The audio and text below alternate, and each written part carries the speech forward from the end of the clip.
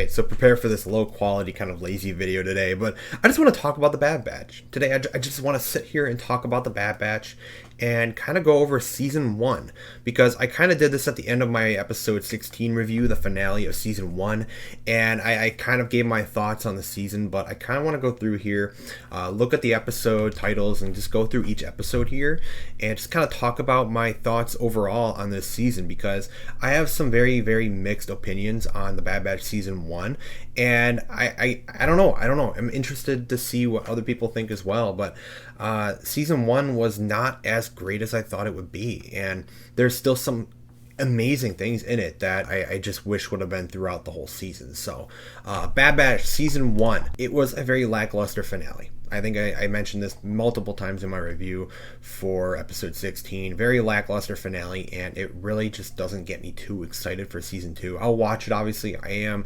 in some extent, excited of course, but it just gave me nothing to be excited for. I really don't know what to expect for season 2. Season 1 started off with episode 1, Aftermath, a 75-minute premiere on May the 4th. Brilliant. Best episode of the series, I think, still, so far. Aftermath, I mean, wow. Absolutely fantastic. You get the Order 66. You start out like the Clone Wars. You get the announcer at the beginning. It's like the Clone Wars. You're entering back into the Clone Wars, and it started off super strong. You get Order 66. You get Dappa Balaba. You get Kanan Jarrus or Caleb Doom, and you get this whole intro to the transition with the Empire instead of the Republic. The Republic has fallen and the Empire has risen. Emperor Palpatine gives his speech from Revenge of the Sith, which was super cool to see, and it was a super strong start. And we also saw Crosshair turn against the Bad Batch and join the Empire. And episode 2, a complete 180, I would say. Super slow episode, and it was like our first look into the Bad Batch filler episodes, I guess you could call it. It was a good episode. It was cool to see Cut Lawquane again from the Clone Wars. He was the deserter from the Clone Wars, the deserter clone, and the Bad Batch already knew him apparently, and they just met up with him and talked with him a little bit, got him off the planet because the Empire was taking over and he didn't want to be around for that. And that's what the whole episode was. And I guess that was our first little look into what the Bad Batch filler episodes would be, because they would go on to do this a lot in this show. Now, I honestly didn't really mind the episode at the time, because I thought, okay, we had such a great big premiere. Episode 2 would be, a little slower, and it was. Episode 3, Replacements, was a stupid side mission of the Bad Batch's ship crashed down, and luckily, it had a great storyline with Crosshair on the side with Kamino, and showing how ruthless Crosshair can be under the Empire. And it was a super cool episode. I do really like episode 3 just because of that Crosshair storyline. Episode 4 brought in Fennec Shand, and it was another side mission. Honestly, this episode didn't really bring much to me either. I didn't think much of it, but it did bring Fennec Shand into the story a little bit, and it was cool to see her from The Mandalorian. So 4 episodes in, it was pretty strong. It didn't have the greatest story so far, but it was pretty strong, especially after the first episode. We're just starting to see these characters learn their way in the galaxy after the Empire's taken over. Episode 5, Rampage, I look back on it now, that one was pointless. They go to rescue a Rancor that was for Jabba the Hutt, and Bib Fortuna at the end of the episode goes to retrieve it, and that's it. That's the episode. It was a Sid mission. So at this point, the Bad Batch are working for Sid, and they're just doing little side missions to pay off their debt for Sid, and that is one of the biggest issues with season 1, is this character of Sid, and they're just going off doing little missions for her. It was so annoying to see that every single episode almost. Episode 6, Decommissioned. Another Sid mission, I believe, and it was the Martez sister episode. All I remember from that one is really it was Wrecker with his inhibitor chip starting to go off, and that was the big story part, this big story point to that episode. After that episode, we don't need to see the Martez sisters ever again, and we unfortunately did. Hopefully we don't see them anymore, but considering the Bad Batch are in contact with Rex, I would assume we might even see the Martez sisters again. Hopefully not, but who knows? Honestly, I don't know. Hopefully they're pretty quiet. I don't want to listen to these characters anymore. But then we go on to the 3-episode stretch in the middle of the Bad Batch Season 1. Episode 7, Battle Scars, Episode 8, Reunion, and Episode 9, Bounty Lost. This is a 3-episode story in itself. So Episode 7, Battle Scars, Captain Rex is back. Captain Rex comes back, and it is so good. So what if Sid is in there? Okay, you get Sid in almost all these episodes at this point. Captain Rex is back, and he is alerting the Bad Batch that they need to get their chips out, and that's what they go off to do on Braca. And then in episode 8 reunion, we move on from Rex. Rex goes on to do his rebellion stuff or whatever he's off to do, and we get Crosshair hunting down the Bad Batch on Braca, and we get that whole entire action-packed episode with Crosshair going after his former team. And then at the end of the episode, we got the coolest scene in the entire season. Cad Bane's return. Cad Bane's return at the end of episode 8 was honestly the most hype and exciting moment of the season. I haven't really felt anything since that. Ever since that moment, I haven't felt that excitement yet in this show. The rest of the episodes didn't really give that to me, but there were still some really good ones. Episode 9, Bounty Lost, was the Bounty Hunter episode. It was Fennec Shand versus Cad Bane. Super cool episode. It really wasn't much to progress the story. We did get a Boba Fett name drop, which I thought maybe Boba Fett would have showed up in season 1. Unfortunately, he didn't, so hopefully he shows up later on in season 2 or 3 or whatever. But Boba Fett's name was dropped, and we learned some more information about Omega as well, about her being an unaltered clone from Jango Fett. So we learned that she's Boba Fett's sister, I guess you could say. And that was a good episode. Really good ending to that 3-episode arc. And it was good. It was super good. Episode 10, Common Ground, was another Sid side mission. It wasn't that bad. It was more the Bad Batch going in to rescue a former separatist, and that was kind of the idea of the episode. I think this was one of the more action-packed ones of the season that I can remember. This one had a lot of action in it, and I guess that's what's entertaining about this one the most, is they just go rescue this guy from the Empire, and that's it. Like, they're just rescuing this former separatist from the Empire because it was a mission given to them from Sid, and that was it. So it was a good episode to see their, as it says right here, the Bad Batch has their ideology challenged. It was a good episode for that, but it wasn't anything too spectacular. Then we go on to the 2-episode Ryloth arc. This one is a mixed feeling arc for a lot of people. I know a ton of people don't really care about this arc at all because a lot of people didn't like Rebels. A lot of people do not like Star Wars Rebels. And I understand that. I definitely understand that. Star Wars Rebels is a different pace.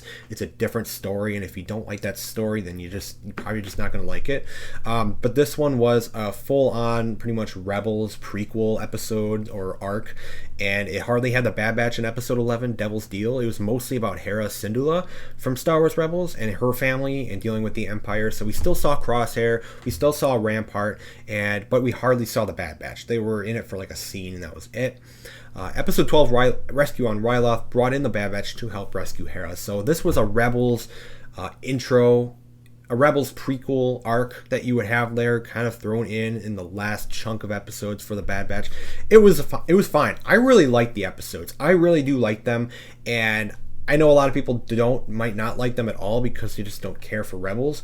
I really like them. I liked Rebels, but it's a mixed feeling for a lot of people. Episode 13, Infested. This one doesn't even exist for me.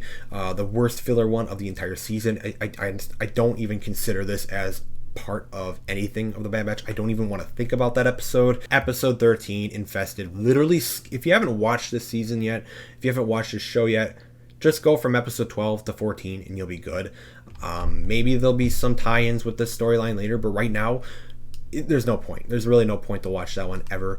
Episode 14, War Mantle. It brought the story back up a little bit. They go to rescue Gregor from Star Wars Rebels again, or from the Clone Wars, you could say, but he's got more of his Rebels personality, so that's kind of why I say Rebels. So this show really does a lot of Rebels prequel type stuff, a lot of introductions to Rebels storylines, especially with like Caleb Doom and Kanan Jarrus in episode 1.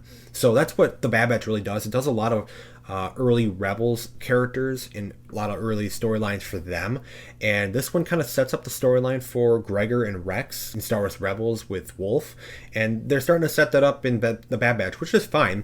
But this episode was pretty much just another rescue mission, though. I know who they were rescuing. It was cool to see Gregor, but it was just another rescue mission from not Sid this time, but it was from Rex. But it was still just another side rescue mission, and it was cool to see some of the commandos, the clone commandos, and the new stormtrooper armor that has now been implemented. But there wasn't a whole lot to this episode, but it was much better than Infested. Infested was just really bad. Episode 15, Return to Kamino. One of the best episodes probably storyline wise going forward, progressing the Bad Batch's story in general in a long time. It was a really good one. I was very, very hyped for the finale after seeing this episode. Crosshair revealing that his chip was actually taken out, and just the whole returning to Kamino and the Bad Batch dealing with Crosshair finally. We haven't really seen them communicate like this yet. And then we see that Kamino is absolutely obliterated. Completely obliterated by Rampart and the Empire, and this is kind of the end of Kamino. Kamino is being destroyed by the Empire. They're no longer going to use it. It is no longer of use to them, and is a very, very big story progression episode. And we saw Tarkin again too. He got to utter his famous line, "You may fire when ready." So I love that. I love that episode. Super, super good one. And then we get to episode 16, Kamino Lost. Kamino Lost is an episode that just could have fit in anywhere else in the season, and I would have been okay with it. But this was the finale. This was the finale episode of season 1, and nothing that big happened at all. It pretty much told the story of the Bad Batch getting off of Kamino after the Empire obliterated it. After they fired upon Kamino and crashed it and sunk it into the ocean or the sea there, the Bad Batch just had to escape. That was the episode. Now, there was some cool character stuff with Crosshair interacting with the Bad Batch, and that's what the episode was, really, is just character development, which is good. It's definitely good to get character development for these characters, and that is the highlight of the episode. But that's it, though. Like, it's the storyline-wise, what the Bad Batch actually do, it's just them escaping Kamino when it's crashing into the ocean. That's it. So, it was good for the character development. That's all I can really say. The end scene of episode 16 with Nala Se and the Empire starting cloning, stuff with Nala Se, that was definitely interesting, but it wasn't really enough to grip me for season 2. And, yeah, that's kind of my thoughts on season 1. I've said this really early on for the Bad Batch, but the Bad Batch is this type of show, at least for season 1, where you have to pick and choose. You have to pick and choose what episodes you really want to watch and what episodes just maybe you just don't want to waste your time on. And I normally don't recommend that because, I really love Star Wars animation, and all these episodes are animated beautifully. They look amazing. The music is good. Just the animation itself just looks so good. It almost looks better than the Clone Wars season 7. It looks super, super good. But the story, however, is very slow. Like, it could have been maybe 6-7 episodes at most, and I've made a video on that too, where the Bad Batch could have been a lot shorter. Season 1 I feel like could have been cut in half. I think you could have done 8 episodes of the Bad Batch, take a lot of those big storyline points that you had throughout the season and just shove it into 8 episodes, and you would have gotten the same exact story. And you could have cut out multiple of these SID missions, maybe any type of story progression you would have in those side missions. Just add that into another episode or change it up a little bit and get that 8 episode mark, with you have with The Mandalorian. Sure, The Mandalorian's a little longer and it's live action, I understand that, but if you're going to tell a story like this, it's obvious with the season 1 here that it could have been 8 episodes. This season could have been much shorter, and I think I would have enjoyed it a lot better. It definitely would have been a lot better if you just had 7, 8 episodes, maybe even 6, 7, 8, around that range. It would have been much better. Maybe a little bit longer episodes too. Maybe you have the 75-minute premiere. Maybe have 30, 35-minute episodes. Have them a little longer. You don't have to have this time restraint anymore. It's not airing on TV. You can make these episodes however long you want, and that's kind of my whole opinion on this. It's a good show. I really like these characters. These characters are what makes me get through this season, because if these characters weren't enjoyable to watch, I wouldn't even care to watch this. The characters themselves are super awesome. I really love and want to see more of these characters. I'm looking forward to see where they go next, especially Crosshair. But the story needs to pick up, because we haven't really gone anywhere. We ended the season where we kind of began, with Crosshair separate from the Bad Batch. He wants to be with the Empire, and we haven't really gone anywhere else. We've learned a few things with Omega, maybe. We've done some missions with, Sid. We met Rex. We saw Cad Bane. We saw some cool stuff, but we didn't really go anywhere yet. I'd say the biggest thing we see in season 1 is the progression of the Empire forming. that is the highlight of the whole entire season in general, is the Empire storyline, and how the Empire is so quickly progressing from the Republic to the Empire, and how the Empire operates from the Republic. The Republic is dead. The Republic is gone, and that was the big highlight overall. But there's so many side missions, so many filler episodes, that it just, you have to pick and choose to make it a little more enjoyable. The Bad Batch Season 1, it was good. It wasn't great. Hopefully Season 1 picks up. I know this is a common thing with other animated shows. Season 1 of Clone Wars, Season 1 of Rebels, they are slower. This shouldn't be a thing we expect, but unfortunately it seems to be something that happens with these shows. Hopefully they pick up in Season 2, 3, how many they do. And I'm still looking forward to Season 2, but I'm really looking forward now to the Book of Boba Fett. I really hear that one's going to be insane. Every episode is going to be like this crazy episode. And the Book of Boba Fett, that's what's next. I'm super excited for that. But the Bad Batch, Season 1, it's good, not great, but it's okay.